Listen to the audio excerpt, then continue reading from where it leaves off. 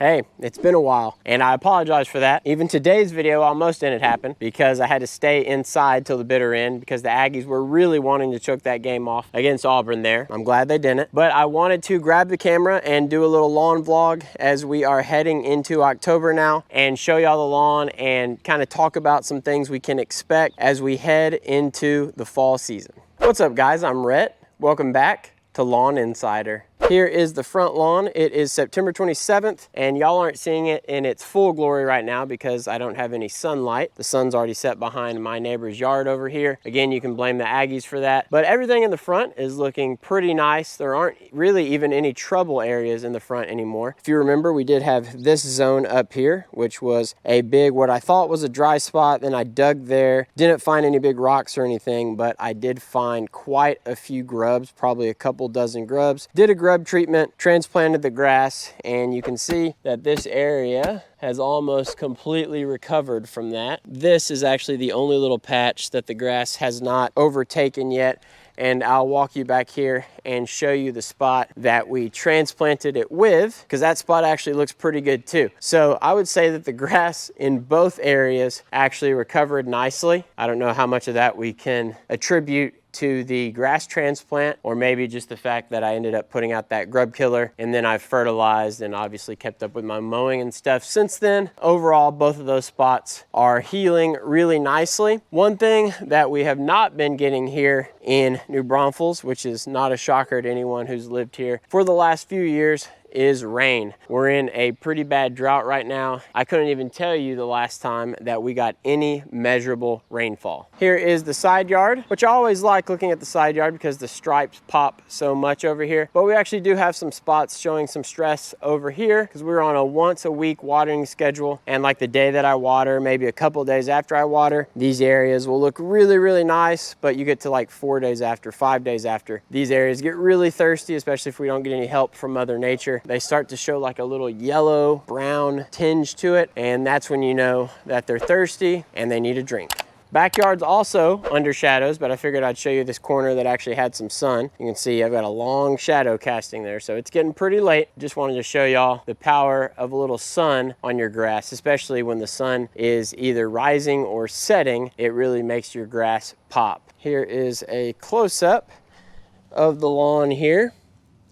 So you can see it's looking really, really nice. Backyard though is trickier because it grows thicker, it grows faster. I should come out here and really mow the backyard even more often than I mow the front, and I don't. I mow it the same amount because I can get away with it in the front, the part that a lot of people actually see. But when that happens, you get things like this. So these scalp marks, there's a couple of contributing factors. The thickness, the time in between mows, those are obvious factors that you're gonna deal with Bermuda because, like everyone always likes to say, only the very top part of the Bermuda plant is green, and if you wait too long and you mow where you've always mowed, you're gonna hack off that green part and you're gonna get into the crown. I think another contributing factor, at least in my backyard, is the fact that I have such a severe slope to the backyard. So there's just a more likely chance that my mower is going to dig in to that side that's lower because that's just the way that gravity works. You'll notice that when my lawn is scalping back here, that it's usually gonna be on the side closest to the fence because that's where the mower is just digging in just a little bit more, and it is causing these kind of unsightly scalp marks in the lawn.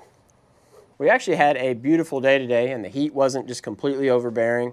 Well, I wish I could have been outside more, but I'm glad that I'm able to be out here and be talking to y'all while the sun is setting and take advantage of this nice weather. But let's go ahead and talk about some of the things that I've been seeing on the internet in regards to what to expect now that we're into fall, and I've been seeing some of these questions already for a month. First one is, when is our last mow? And I always think this one is kind of a funny question because I've had years to where my last mow is going to be the following year, meaning that my grass doesn't get knocked out. We don't get that hard freeze until after New Year's. So I'm mowing until the next year before the grass is officially knocked out. And if you know anything about the climate here, you know that our grass in some years wakes up in January as well. So we have maybe a month or 2 months to where we're not mowing. 10 out of the 12, sometimes some cases 11 out of the 12 months. And this is if you're not overseeding, you're going to be mowing your Bermuda. Now the frequency of that mowing mowing is going to slow down. You get into December, you can probably mow like once every 2 weeks or once every 10 days, depending on how tall or short you are keeping your grass. But you're going to be mowing until it gets knocked out and goes into dormancy. The next question that I know everybody's probably seen if they're in the lawn space at all on the internet is, when are we going to put out our pre-emergent around here?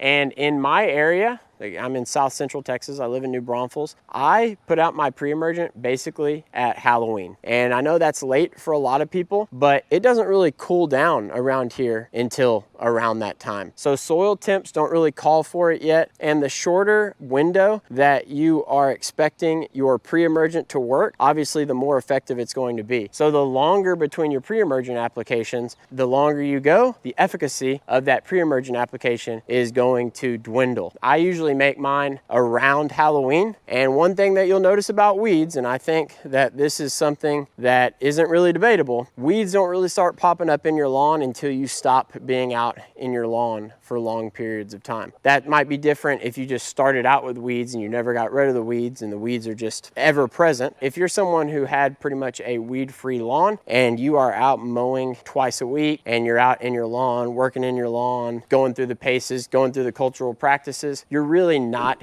going to have a whole lot of weed pressure. That's not to say that you're not going to have any, but it's just not something that you're going to deal with on a day in or day out or week in or week out basis. Another good question that I've seen is, when is a good time to make your last fertilizer application? And this is another case where I'm probably going to be deeper into the year than most people. And again, this is going to be based on where you're located, but I actually still feed my lawn until like Thanksgiving. So that's how late in the year that I'm kind of expecting my lawn to stay green and still look pretty decent. I've had years to where my lawn at Thanksgiving looks as good as it does in April in some cases. Now, obviously that depends on if we have a cold snap or anything like that, but I'm still feeding the lawn until probably around Thanksgiving as a rule of thumb, maybe mid-November. But it's not going to really hurt your lawn if you do feed it a little late. It's not really something that you have to worry about or that you have to pinpoint on when you do it. Just kind of get a feel for your lawn and a feel for your weather or the climate in your area and go based off of that. Okay, I don't want this video to go too much longer. I know I've done a lot of talking in this one, so I think I'll go ahead and cut it right here. I hope y'all enjoyed it. It's good to be back. I hope y'all are glad to see me back. If you like the video, make sure you go ahead and hit that thumbs up button. If you're enjoying the content and you want to continue to see more of it, hit that black subscribe button below. And if you have any questions, comments, concerns, leave those in the comment section below. I'll see y'all again soon. Lawn Insider out.